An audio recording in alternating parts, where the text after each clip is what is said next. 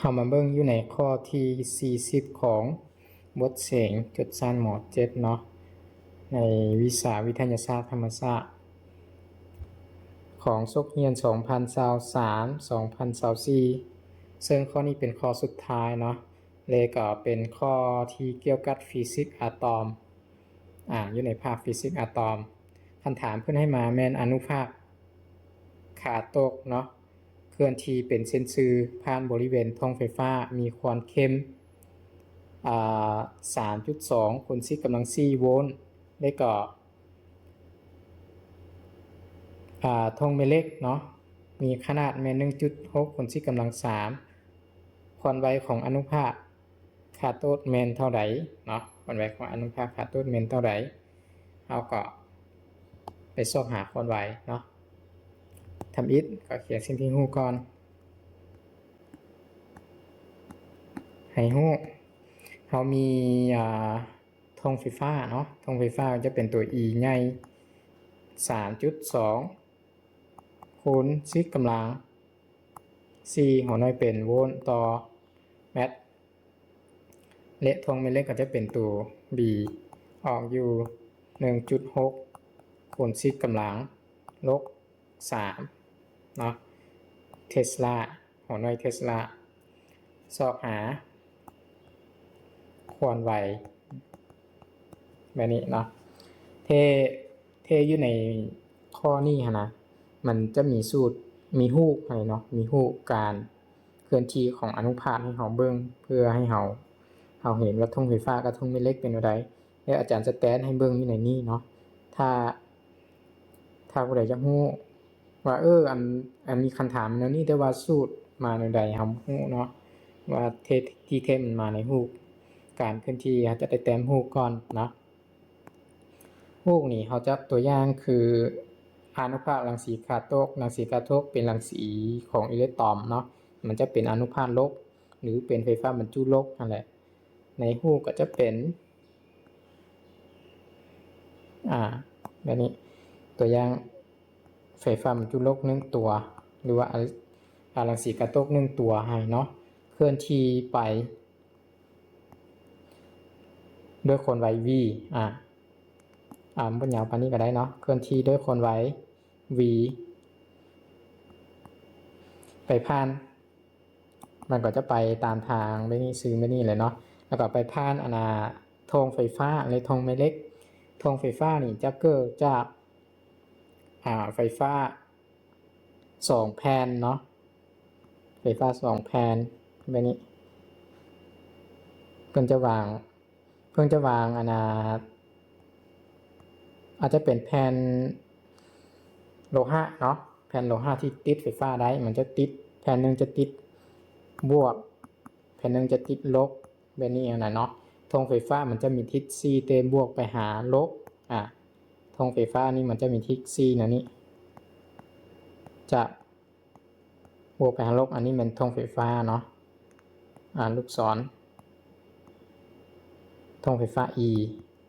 มันจะเกิดจากแผ่นบวกไปหาแผ่นลบแบบนี้แล้วอิเล็กตรอนจะแล่นผ่านระหว่างกลางไปเนาะแล้วก็ไปผ่านธงแม่เหล็กอีกทีธงไฟฟ้าแล้วก็มีธงแม่เหล็กอีกคือธงแม่เหล็กก็จะเป็นทอนแม่เหล็กเนาะ2ทอนที่ปิ้นเพื่อนจะมี2ทอนแบบนี้มีขั้วเหนือขั้วใต้เนาะขั้วเหนือขั้วใต้ N กับ S แบบนี้อะไรเนาะธงแม่เหล็กจะเกิดจากขั้วเหนือกับขั้วใต้ของแม่เหล็กนั่นและเอาเบื้อง N กับเบื้อง S อยู่คนละเบื้องอะไรเนาะแล้วจะเกิดธงแม่เหล็กอยู่บนนี้ธงแม่เหล็กจะซีเตบวกไปหา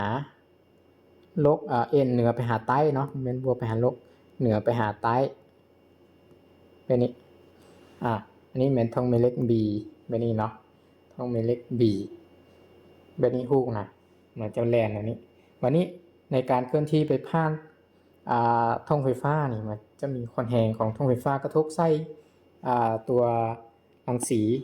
ไฟลบตัวนี้เลยเนาะตัวไฟฟ้าบรรจุลบตัวนี้มันจะมีไฟฟ้าของธงไฟฟ้ากระทบใส่ตัวรังสีนี้ พอมันไปฮอดตัวทองแม่เหล็กบ่เนาะมันก็จะมีความแรงของทองแม่เหล็กกระทบใส่ไฟฟ้าบรรจุตัวนี้อีกเนาะเฮ็ดให้มันมี2ความแรง2ความแรงฉะนั้นในสูตรคิดลายก็จะมี2สูตร2ความแรงเท่านั้นเนาะบทแก้อาจารย์จะเขียนใส่นี่เนาะบทแก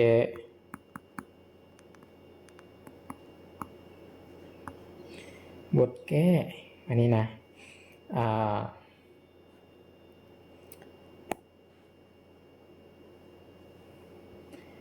อาจารย์จะประเมินจากรูปมาเลยเนาะเอามีความแรงของท่องไฟฟ้า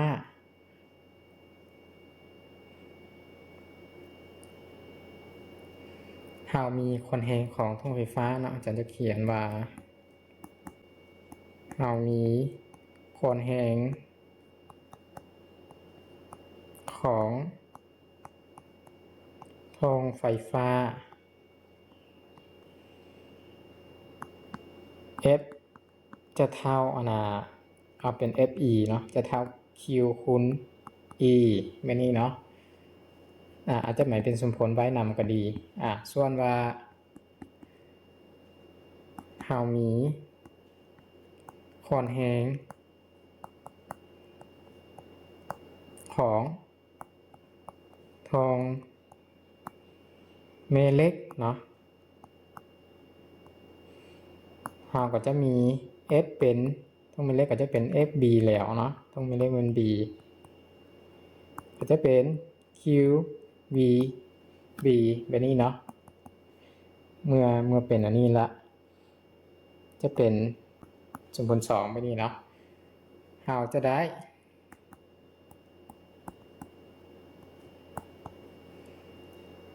เขียนว่าเราได้ก็พอเนาะเราได้F ความแรงของชื่อว่าอะไรท่องไฟฟ้านี่จะเท่ากับความแรงของท่องแม่เหล็กเนาะสองความแรงนี่มันอยู่นำเดียวมันก็เลยเท่าเดียวเนาะและตัวสูตรก็จะเอา1กับ2มาแทนใส่ให้เลยจะเขียนว่าแทนสมผล1และเนาะสมผล2ใส่จะได้ QE เท่ากับ QVB แบบนี้อย่างนี้เนาะแล้วก่อนเราจะได้สูตรนะและแต่ว่าอันนี้มันยาวเนาะยาวก็ให้ยักหัวแล้วให้เกณฑ์ละเอียดเกณฑ์อะไรเนาะแล้วก็จะเหลือเป็น Q จะมืดไปเหลือ E เท่า VB แล้วเราค่อยถอน V เนาะค่อยถอนคอนไวเรายักหัวคอนไวเด้จะเท่า E ส่วน B ตอนนี้เนาะแทนค่าเลย E แม่น3.2 คูณ4กำลัง4เนาะ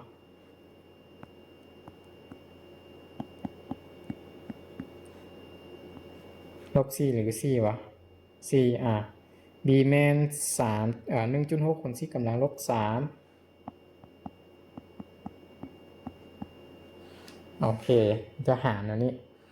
3.2 หาร 1.6 เราก็จะได้หารเบิ่งเนาะ3.2 หาร 1.6 เดี๋ยวจะไปเบิ่งไก่เนาะจากข้อ39มันถึงแล้วเนาะเราก็จะหารเบิ่ง 3.2 หาร 1.6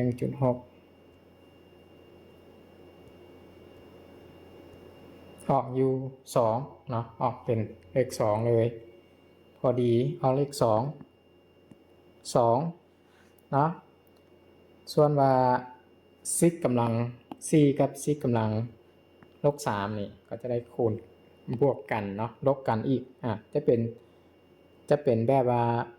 คูณซิกกำลัง4ลบให้กับลบ3แบบนี้เนาะ4ลบให้กับลบ3จะเป็นบวก7ฉะนั้นควอนใบเวลานี้ก็จะยังเป็น2คูณซิกกำลัง7เนาะเป็นกำลัง 7หัวน้อยเป็นแมตโตวินาทีเมตรต่อวินาทีคือค่าของคนใดเนาะคำตอบของข้อนี้ที่เทสูตรนี่เราไม่ต้องไปเขียนยาวคืออาจารย์ก็ได้เนาะเราสามารถใช้สูตร e เท่า v เท่า eb นี่เลยก็ได้ถ้าเราจื้อเลยถ้าเราไม่จื้อก็คือ